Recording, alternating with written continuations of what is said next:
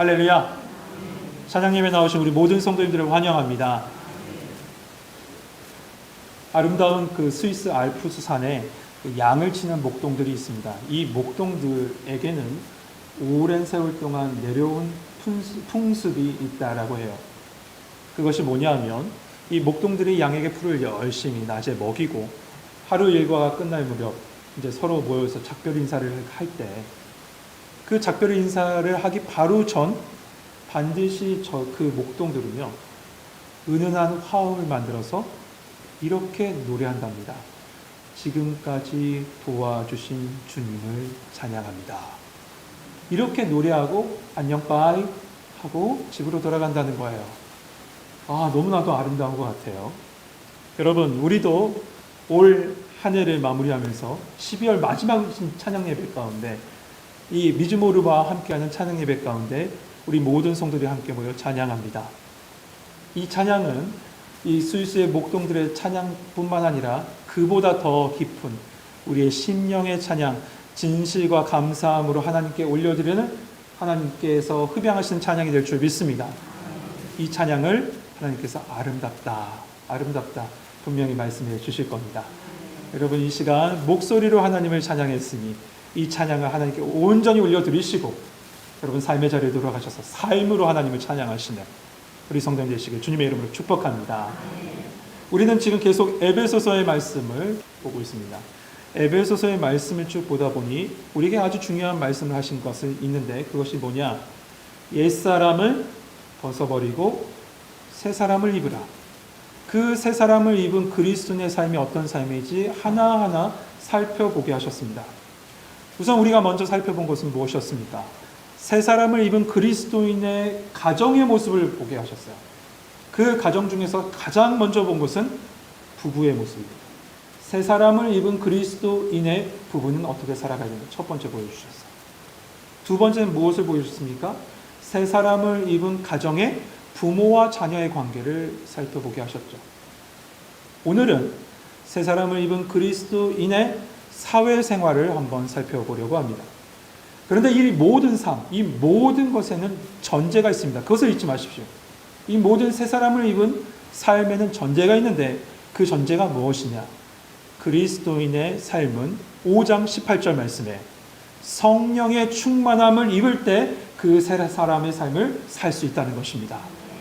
여러분, 오늘 이 시간은 성령의 충만한 임재를 통해서 나에게 맡기신 삶의 자리에서 하나님의 영광을 드러내는 새 사람 된 그리스도인 성도님 되시길 주님의 이름으로 축복합니다. 우리 5절 말씀 같이 한번 읽어볼까요? 5절 같이 읽겠습니다. 시작.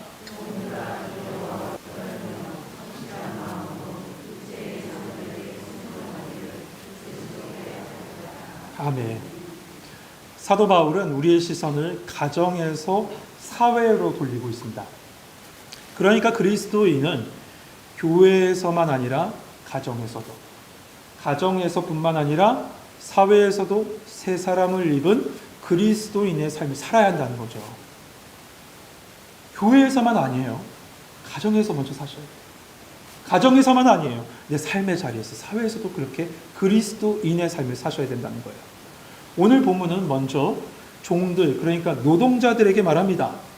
종들아, 두려워하고 떨며 성실한 마음으로 유체의 상전에게 순종하기를 누구에게 하듯 하라? 그리스도께 하듯 하라 라고 합니다. 당시 로마 인구의 3분의 1은 노예였어요. 3분의 1이 노예였습니다. 그래서 웬만한 일은 다 노예들이 했다라고 하죠. 의사도 노예요. 가정교사도 노예요. 도시 행정가들도 노예였습니다. 당시는 전쟁을 하고 나면 전쟁의 포로를 잡아오잖아요. 잡아오면 노예로 팔렸기 때문에 그 노예 중에는 똑똑하고 잘생기고 지혜로운 노예들이 많이 있었다는 거예요. 그들이 가정에 들어가서 일을 맡은 거죠. 의사의 역할, 가정교사의 역할, 행정가의 역할을 말이에요. 그러다 보니 그 중에서 몇몇 사람들은 자신의 옛 생각을 하는 거예요. 내가 옛날에 말이야 하면서요. 내가 옛날에 어떻게 살았는데 하면서 윗사람에게, 그 주인에게 순종하기를 어려워하는 노예들이 있었다는 거죠. 거기에 노예들은 그 당시 사람 취급을 받지 못했죠. 학대를 많이 받았습니다. 그런데 그런 이들에게 육체의 상전에게 순종하라는 말, 이 말이 이해가 될까요? 참 이해하기 어려웠을 거예요. 그렇다면 사도 바울은 왜 이렇게 말한 걸까요? 육체의 상전에게 순종하라. 그 순종하는 걸 죽게 하듯 하라라고 얘기했을까요? 사도 바울이 강조하는 건 그거예요. 그리스도인의 삶이에요. 그냥 삶이 아니라 그리스도인의 삶이에요. 당시 초대교회 교인들의 비율 중에 80%가 노예였대요. 교인의 80%가 노예예요. 이들에게 그리스도 안에서 성령의 충만함을 받고 성령의 이끌림 받은 그리스도인의 삶에 대해서 말하는데 그것은 뭐냐? 그것은 이거예요. 한마디로 얘기하면 권위에 순종하라. 권위에 순종하라. 여러분, 복음은 우리의 삶을 변화시킵니다. 당연히 노예들도 변화되겠죠. 변화될 거예요. 그 삶의 태도가 완전히 바뀌어버려요. 어떻게 바뀌냐면 이렇게 바뀐다는 거예요. 모든 일에 있어서 언제나 주인과의 관계 속에서 모든 일을 해결하는 게 아니라 하나님과의 관계 속에서 모든 일을 해결한다는 겁니다. 노예임에도 불구하고 내 삶의 인간적인 주인을 바라보면서 일하는 게 아니라 하나님과의 관계 속에서 살아간다. 상대가 나에게 어떤 대우를 할지라도 나는 하나님과의 관계 속에서 살아간다는 것이죠. 사람에 따라 행동하는 게 아니라 하나님 바라보고 살아갔다는 겁니다. 그래서 6절에 보면 이렇게 말씀해요. 눈가림만 하여 사람을 기쁘게 하는 자처럼 하지 말고 그리스도의 종들처럼 마음으로 하나님의 뜻을 행하고. 여기서 말하는 눈가림은 뭘까요? 우리 잘 아요, 눈가림. 그런데 헬라어에 보니까 헬라어 원어는 두 단어가 합쳐졌어요. 합성어인데 눈과 섬김이라는 단어 합쳐졌어요. 이걸 쉽게 얘기하면 영어로 이겁니다. I 서비스. 좀 더 쉽나요? I 서비스예요. 눈에만 좋게 하는 서비스를 한다는 거예요. 주인의 눈만 즐겁게 하지 말라는 거예요. 성경은 그렇게 하지 말라라고 하고 있어요. 여러분, 남의 눈치를 보는 삶, 남의 눈치를 보고 살아가는 삶은 노예적인 삶이지 자발적인 삶은 아닙니다. 그렇지 않습니까? 남에 의해서 이끌림받은 삶이 어떻게 자발적인 삶이 됩니까? 그리스도인은 비록 그 신분이 노예고 노동자일지 모르지만 항상 타의에 의해서 그의 생활을 해가는 것이 아니라 자발적으로 성실하게 살아가라는 거예요. 누군 그런 얘기를 하시더라고요. 내가 받는 월급에 따라 일하는 그냥 싹을 받는 삭군으로 살지 마십시오. 무슨 얘기인지 이해하셨어요? 내가 받는 그 임금이잖아요. 월급을 삭이라고 그러잖아요. 그 삭군, 그 삭을 받는 그것까지만 딱 일하는 삭군으로 살지 말아요. 그러면 어떻게 살아가야 돼요? 7절은 이 모든 말을 포괄하고 있어요. 7절 같이 한번 읽어보죠. 7절 같이 읽겠습니다. 시작.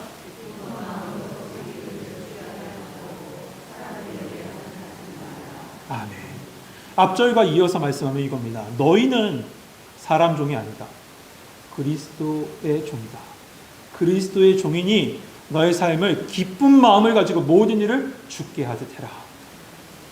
여러분, 죽게 하듯 하라라는 말이 뭡니까? 죽게 하듯 하라. 여러분 지금 뭘 하고 계세요? 지금 이 자리에 나와서 뭘 하고 계시죠? 예배 드리고 가시죠. 맞아요. 예배 드리고 계시나요? 그러니까 모든 일을 어떻게 하듯 예배 드리듯 하라는 거예요. 모든 일이 예배가 되게 하라는 겁니다. 여러분, 그리스도인은 교회에서만 예배자로 서면 안 돼요. 삶의 모든 자리에서 예배자로 쓰셔야 됩니다. 먹고 살기 위해서 억지로 사는 삶은 죽게 하는 삶과 다릅니다. 완전히 달라요. 여러분, 성경에 보면 노동을, 창세기에 보면 노동은 죄의 대가라고 그렇게 얘기합니다. 그렇죠? 창세기의 말씀이죠. 인간이 죄를 범함으로 말미암아 남자는 땀을 흘려야지만 먹고 살 수 있게 됐다. 그게 말씀에 있어요. 그러나 예수님께서 십자가를 지심으로 그 십자가의 복음으로 말미암아 그 복음이 우리 안에 들어옴으로 말미암아 노동의 개념이 확 바뀌어버렸어요. 여러분, 노동은 뭐가 됐냐면 그 순간부터 노동은 소명이 됐습니다. 내게 맡기신 그 삶의 일의 자리는, 일터는 하나님께서 맡기신 소명의 자리예요. 소명의 자리. 그러니까 내 위치가 어디 있든지 상관없이 언제나 우리는 그 소명의 자리에서 하나님 앞에 서서 사는 겁니다. 이러한 그리스도의 삶, 새로운 삶은요, 당연히 변화가 일어나고 그 삶의 모습도 그 주위도 다 변화시켜요. 실제로 바울시대 때 노예들이 예수님을 믿고 난 다음에 확 삶이 달라졌대요. 그러고 났더니 주인들이 어떻게 했냐면, 아니 제가 왜 이렇게 변했지? 보니 예수를 믿네? 그러면서 예수님을 알기 시작했고 예수님을 믿기 시작했다는 거예요. 그러자 이들을 통해서 서서히 로마 제국에 복음의 바람이 불기 시작했다는 겁니다. 성도 여러분, 우리가 세상에서 일하며 살아갈 때요, 단순히 세상의 오너를 섬기는 종이 아니라 하늘의 오너, 하나님을 섬기는 종이라는 사실을 기억하시길 바랍니다. 그러므로 우리에게 맡기신 그 모든 일을 성령님과 함께 성실하게 감당함으로 여러분의 모든 삶이 복의 통로, 복음의 통로가 되는 우리 성도 되시길 주님의 이름으로 축복합니다. 두 번째로 상전들에게 주신 말씀입니다. 9절 말씀 같이 한번 읽어보죠. 같이 읽겠습니다. 시작.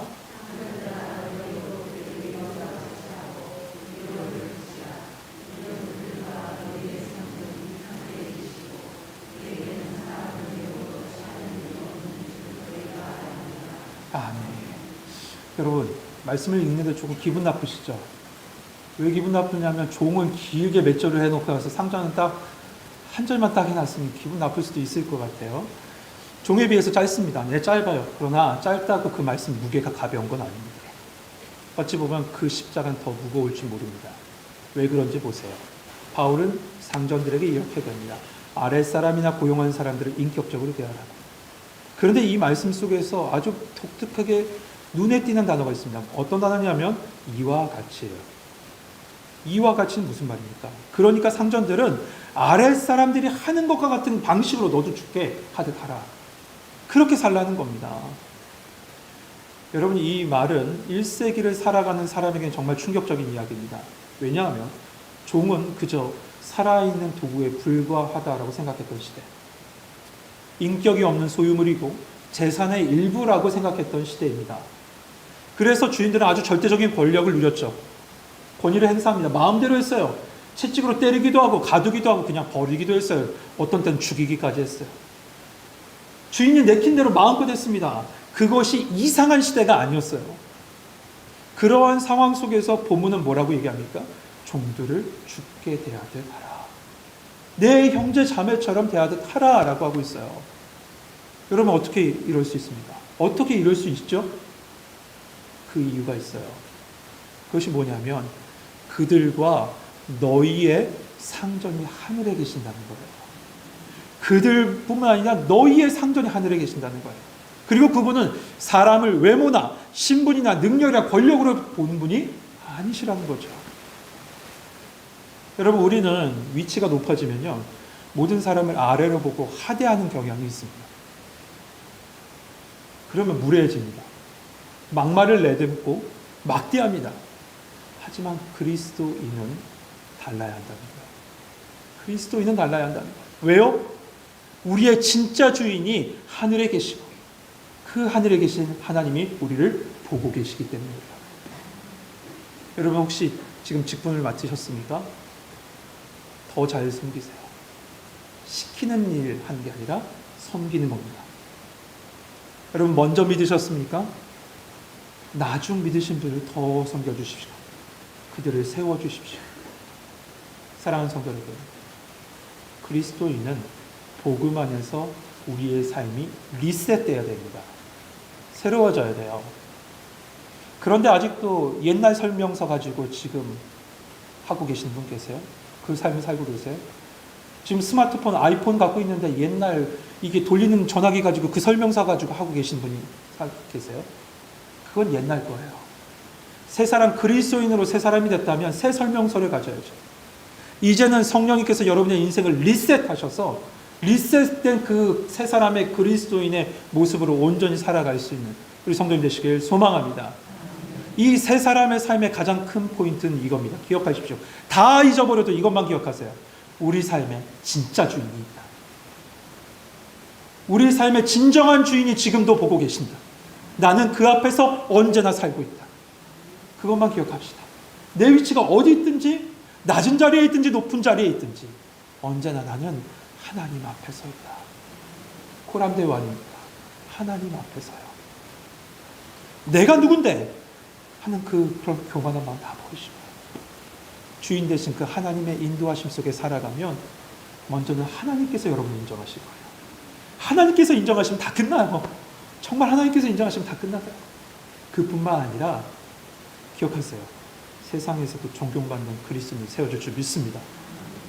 여러분, 세상에는요, 그 위치와 명성과 연륜 때문에 그를 존중해 주는 분들이 있어요. 존중의 대상이 있어요. 그러나 참 보면 존경받는 그리스도인이 많지 않아요. 무엇인지 알겠어요? 그 위치 때문에, 그 연륜 때문에, 그 명성 때문에 그를 존중하긴 해요. 그러나 그에 대해서 존경한다는 얘기를 하지 않아요. 우리 청교회 성도 여러분, 가장 먼저 중요한 건 하나님께 인정받는 것일 겁니다. 하나님께 우리 모든 성도들이 인정받고 사랑받길 축복합니다. 그리고 세상 속에서도 그리스도의 향기를 바라면서 정말 바라고 소망합니다. 존경받는 그리스도인 서십시오. 존경받는. 그러나 그 존경받는 그리스도인 서는 것도 할 수 없다는 거 다 아시죠? 그래서 전제를 맨 먼저 얘기한 겁니다. 5장 18절.